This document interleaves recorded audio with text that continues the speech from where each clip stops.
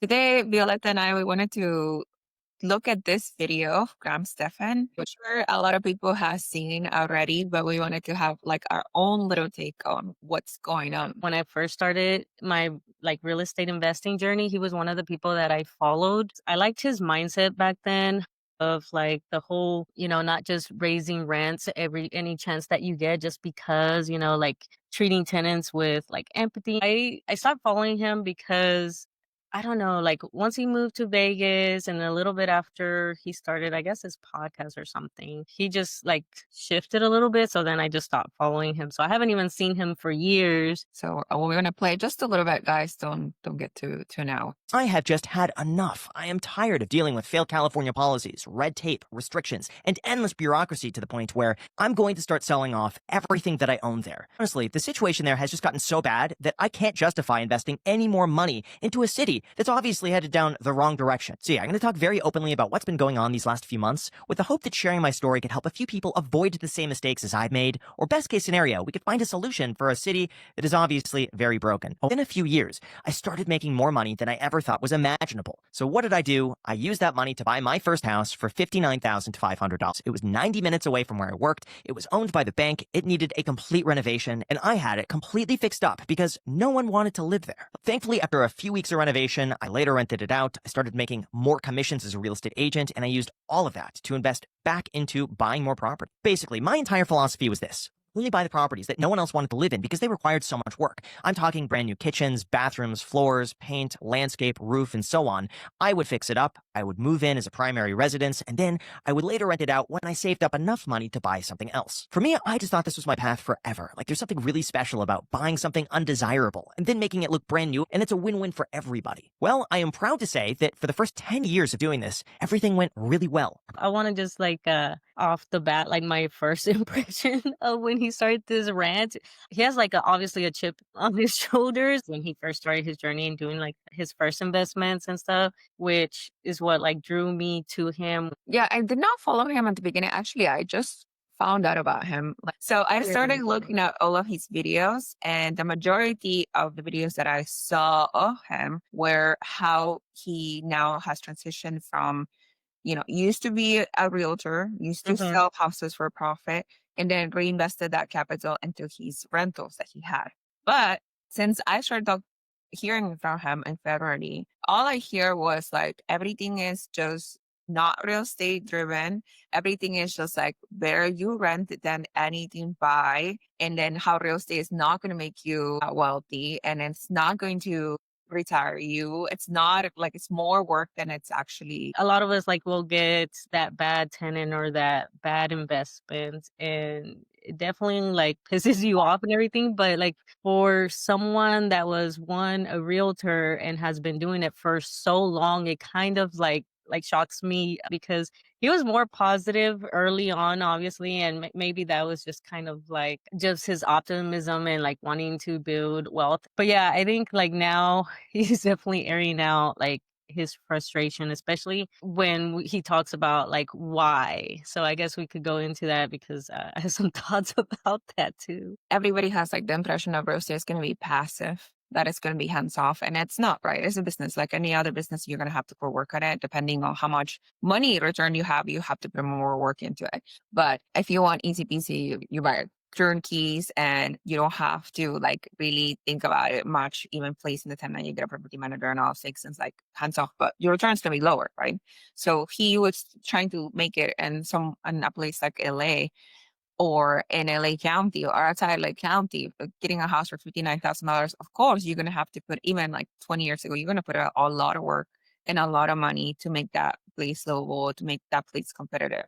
The amount of work that he put down there, was retributed. I remember watching his videos, past content, that he would even be able to burr out of a house there and Yeah. completely leave no money behind in the deal. And at those points, who is going to want to buy a house at $60,000, put $200,000 in it, wait for all of that to be done and about, and with the timelines of rehab and everything, it's going to take a year or two for you to even see that money back. So let me go play a little bit more of this video. An eviction moratorium, meaning a tenant could not be evicted if they fail to pay their rent. And this lasted for 3 years. Yes, you heard that correctly. In Los Angeles, it was still a health risk to evict a tenant who hadn't paid their rent in 3 years. Meanwhile, the landlord was still responsible for the mortgage, property taxes, insurance, repairs, upkeep, you name it. Now, even though I had 0 issues, and thankfully none of my properties were affected, I just didn't like the fact that the city was putting the entire financial burden of housing on the landlord. Most landlords are mom and pop people who rely on that income to help supplement their expenses. Some of them are accidental landlords who had to rent out their home because they could no longer afford it. Some people are renting out houses that have been passed down from generations. Some people have also just diligently saved for sometimes decades to be able to buy a property in the first place because they don't trust the stock market. So even though some people might think, oh, I pay $3,000 a month in rent, so they must be making a fortune, the reality is, I know plenty of landlords who aren't even breaking even or are even operating at a loss because they intend to keep the property and eventually be able to move back into it. Anyway, I say all of this because in 2020, Los Angeles started getting way more restrictive on landlords. They enacted rent freezes, crime spiked, homelessness got worse despite a citywide eviction ban, and I subsequently picked up and moved to Las Vegas because the quality of life was better. But like you weren't even affected in your ranting about the whole COVID thing, which this is where I'm kind of like shocked a little bit with his mindset shift, because he used to be kind of a little bit more level headed and kind of do both sides. Like, okay, yeah, it sucks that I can't evict them, but also their people, their tenants were going through a freaking pandemic and stuff. And he didn't even mention all the help that was available, because I had the same issue, because he wants to just say like California, but my property in Virginia, when I had that house, and that was my first house that I bought, and I turned it into a rental. And I had that issue where Virginia did the same thing, and I could not evict anybody because of COVID. I understood because it was freaking COVID. Like nobody was working. He was a shipyard worker. I got lucky because I was in the military, so I had a stable paycheck if I was still at home, right? Like during the whole pandemic and stuff. But these tenants, what are you going to do? You can't kick them out and then try to get another tenant. Like everyone's kind of like dealing with the same issue of like shorter hours and, less income. But there was definitely some options available, like rent assistance. There was this, the government, like for Virginia, I forget what it was called, but basically I would fill out a form, and then the tenant would fill out the form as well, and then we'd send it off, and then basically the state would pay their rent so basically rent relief, right?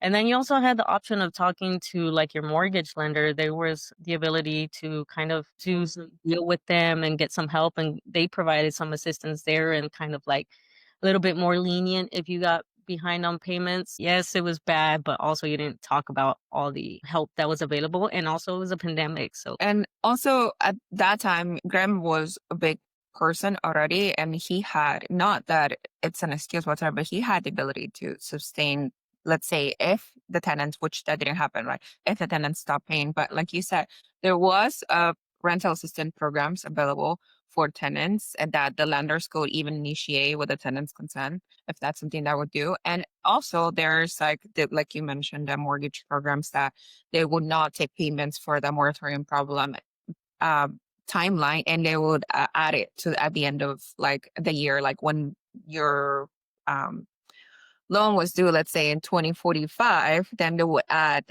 those payments more so at the end of the things. And I remember there was some lenders that took advantage of that, because if I don't remember mistaken correctly, there were a lot of business loans that were given out at 0% interest as well. mm-hmm. And a lot of people just opened an LLC and took advantage of those loans. And then he also mentions about like the rent hikes. It's like the rent caps, basically. I'm kind of on the fence on that one, because I see it on both sides. Like, because I've been obviously a tenant, and like it's annoying that they just raise the rent. And for him, it's kind of weird because he built his platform on the mentality, and he talks about it a little bit later about he doesn't raise the rents just to raise the rent. So like, why does a rent cap bother you so much when you already have that philosophy of like, I'm not going to raise the rents just because. And he talks about like he didn't raise the rents for some of his tenants for years. So I'm confused on why he's so like, that bothers him so much, basically. But I can understand it's definitely like frustrating on the landlord side, but I could see it on the tenant side as well because we had that issue again, kind of like military side. As soon as like our pay went up to accommodate for the higher rent, then they'd go turn around and raise the rents again. So it was just kind of like a cycle. It was just so annoying. He did paint it like he went to Vegas for a higher quality of living, but if I was to just deduce like why he went to Vegas because there's no income tax in Vegas. Let's just Yeah, call it basically. an orange. Like that's exactly what happened. It's definitely being diminished by the fact that he has a business, a YouTube business that makes like thousands of dollars. If you're making that much money from your business and that's something you enjoy, you're passionate about, and then you want to continue doing when you have this other stream of income, because I'm assuming he still gets money from his properties, but it's taking you away from the thing that you love and you're passionate about. It's just like, it's extremely work, like so much work for just the little bit of income that you get. But Yeah. I also see this from people that I know in which they have gained their wealth from real estate. I know people that have retired from real estate and now they're moving onto other business ventures or other types of income, and they start bashing real estate, even though real estate is the thing that boarded them into wealth. Around January of 2025, I began looking into building out what's called an ADU, or a detached dwelling unit, which essentially allows you to take an old structure and turn that into a completely separate living quarters. Like, I calculated that I could spend about $220,000, build a 2-bedroom, 1-bathroom, 700-square-foot home, rent it out at market rates, and I've just added much-needed inventory to the housing market. Someone gets a great place to stay, and I'm able to invest my money back into the housing market for a decent return. How bad could it possibly be? Well, I'll tell you, a nightmare. Let's talk about the permitting process. That took us about Okay, this 3 is where months to it's get funny. approved, which required me to also pay more than $4,000 in permit fees to the city before even breaking ground. By the time July rolled around, I found someone who was willing to move in and take it September 1st. However, in order for a tenant to move in, you need what's called a final inspection so that they could issue what's called a certificate of occupancy, which basically says that the city has come, they've looked at the unit, and they say it is now legally deemed as a habitable structure. Great, we're at the final stretch. Should be easy. Now, after 2 weeks of delays, the inspector comes and fails the unit because the AC condenser doesn't have the proper drain line. And this is where things take a turn for the worst. When the inspector failed the unit, my contractor says, oh, perfect, I can install it right now. So if you notice on his thing, it says that the inspection was basically August 29th, but you already had a tenant waiting for September 1st. You chose to already have that tenant waiting. So you're salty because you have to get an inspection that is to protect the tenant to make sure you're not like a slumlord or something. You waited till last minute or got a tenant before it was even able. Like, what if like something other major, like you would have had to prolong it? But this inspector said, hey, sorry, it's Friday. It's like 4:30 p.m. This is my last one. I'm going to have to come back again next week. Okay, fine. So we tried scheduling the same inspector to come back the following week, but we got bounced around from person to person to person. Nothing was confirmed. And then about a week later, they assigned us a new inspector. Well, this new inspector shows up, and we're thinking, this is going to be a piece of cake. It was just this one little drain line that needed to be fixed. He's going to go and look at that, see it's done, everything else is good to go. But instead, this inspector now notes other things that he wants done that the prior inspector never even required or mentioned. Apparently, I didn't realize that it's pretty common that when you switch inspectors, each one of them has their own requirements that they want done, independent of everything else. And every inspector, for the most part, when they're brand new on the project, they just go and mention something to give the appearance, I don't know, that they're doing their job or something. I've been an inspector, right? So like a little bit of my background, I have a background in occupational safety and health. And so in the Navy, I did safety inspection, workplace hazard assessments and stuff like that. So I was the person that went to these ships and to these squadrons, like to inspect your programs and your workplaces and stuff like that. So I understand his rant because it is true, but that I feel is like a human factor. And for someone that's been in for like 10 years or at this point way longer in the real estate game, I think he should understand that that it is what it is. Like you're going to have one guy that is a little bit more nitpicky and somebody else might be like heading towards retirement and just be more laid back, right? And I saw that too. And I've had those fights too when I went to inspect, and I'm a little bit more thorough, and each inspector has their own thing that they prioritize. So for me, I prioritize like the respiratory protection program and hearing. because definitely those are my concerns, that you're not exposed to a chemical or something that can give you cancer, or your hearing, because I already have tinnitus on the right ear, so that's kind of like a special to me because I suffer with tinnitus. It kind of is, it is what it is. But this is, I to me, is something that is a skill that some investors need to build on, of relationship building. I feel like maybe he was a little maybe naggy or something. I don't know. I mean, just because of this video. So assuming maybe you didn't like come off on the right foot, especially since you probably already was like, well, I have a tenant waiting on September 1st, and you had them there on August 29th. So Yeah, I have experience with the ADU build in which we had like 3 or 4 inspectors that were continuously turning around. My contractor already knew that if you do work around the area, you probably see the same inspectors when you do kind of any type of new constructions. So he knew exactly from who was assigned to the job, who was going to look at what. Because they already knew, like you said, you have a preference. Some people were like, well, your HVAC is like whatever, or some people would be like, well, you need like flashing around the unit or something like that. But he already knew like what inspector was going to concentrate on what. And then he would be like, well, this one is coming. So we're going to have stay there for like 2 hours. Because some people you could just leave the unit and then they will inspect it themselves. And some people he was like, no, I need to be present for this inspector when he comes because he's going to have like 1,000 questions. yeah, I feel, and that's what comes with kind of like the experience in territory. So if it had been me, I would have been, tried to build that relationship and do that, because I've done that. I've had one of my properties in Milwaukee, man. I kept getting hit by the city. The city kept coming over here because there was trash. The way my properties were, well, this one was that there was kind of like an alley in between in the back, and there was some like apartments behind there, and so something was going on, but trash would be over there by my property. So then I would get hit and everything. And instead of kind of, like calling up all mad and stuff like that, went the kind of, I used the route of like, hey, I'm trying to protect my tenants of getting hit. Like it's not, told them about it and just talk to the person, the inspector. And he was very understanding because of the way that I talked to him and built that relationship.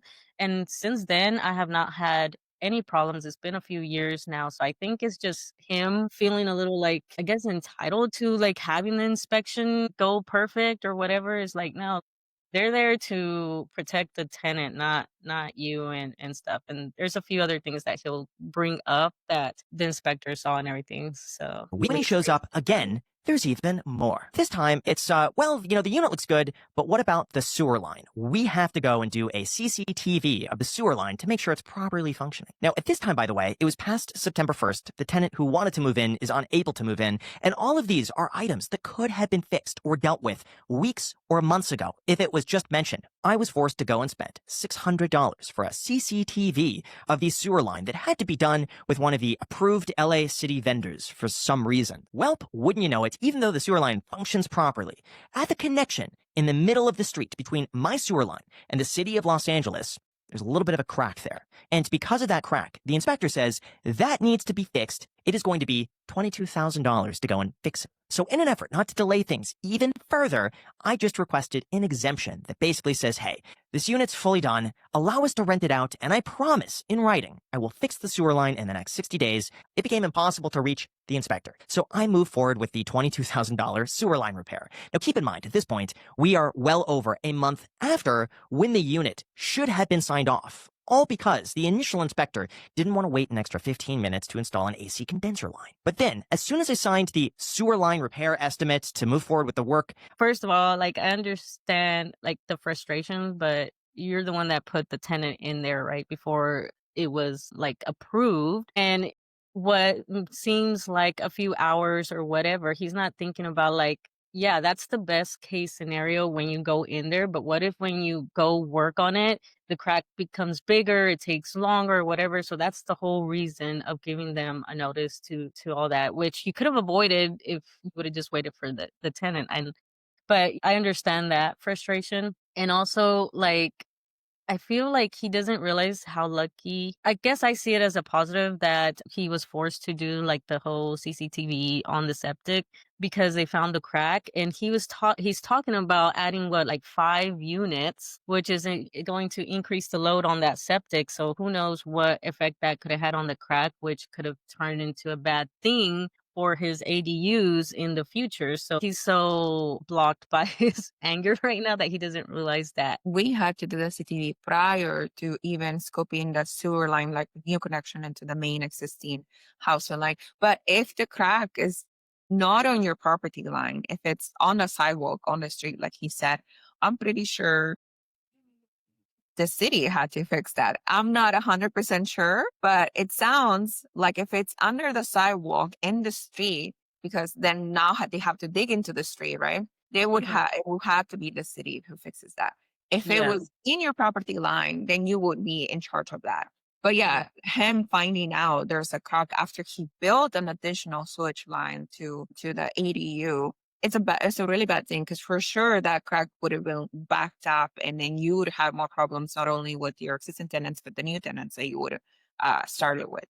He could have fought that fight, because I really do think that should have been the city. But then again, the city might have been like, well, you're the one that's putting additional units and increasing the load or whatever. I don't know. It's because he's already kind of on a short timeline. He's kind of like, he spent the money and couldn't fight for it, which is fine. He's planning to do, well, at this point, plan to do like 4 or 5 ADUs. So Yeah, I do think the 75 days is atrocious. Like you don't need 70. yeah, 70. You need to give the neighborhood notice. If you're going to block off the street, let's say you're going to leave, this is something that I had to research. If you're going to have to block up the street to put a sewer line, you do have notice of the neighborhood because then they have to divert the traffic. You know what I mean? Yeah, I feel like he pissed them off. Initially, he made it seem like it had been months that the inspector ghosted him, but it was only like a little bit over a week. And so it's like, dude, they work. And I know because I had the same thing with having to set up the utilities here on the land. And like, man, it was a pain to get the guy to just give me an address. And finally, he managed to get it. But like, they're out there. And same thing with the electric guy. He's out there doing work. It's the same everywhere you go. Like I said, I'm over here in Texas, and it's the same freaking thing that I had to wait so long for things to get done and for you to be on them, because they will forget. They will forget. Yeah, if people don't remember, Violetta, she bought a plot of land. She had to infill the plot of land, and then she bought a manufactured home to be put onto the plot. And then she had to have utilities connected prior for. Yeah, I had to put a septic. I had to run all the power lines. Luckily, my neighbor let me go off of where his ended. So I just gave him some money to let me go off of his poles and then just do the rest over here. And then the water line had to come all the way over here. And so that was definitely a process, and it definitely can be frustrating. Again, I think what helped me was because I've been investing in real estate. So I kind of know, like, just to be patient. But this guy is not, like, it's so funny. How long do you think it took you from starting the process of putting utilities to your water line to like the end where it actually was connected? I think we finished the loan in May, and then from May and June, and mind you, they had been doing this before, and then it was a process because we had to do the layout, the plans of where we wanted the poles. We had to wait for the electric guy to come over here and see where, and basically map out. And then we had to get the paperwork to send to the neighbor for him to sign it. And that was a pain in the butt to get that piece of paper for him. Like, we had to call so many times and stuff. And two, at Homestead talked about bureaucracy can also be costly. And yeah, because we had to be in an RV at an RV park while we waited for all this stuff.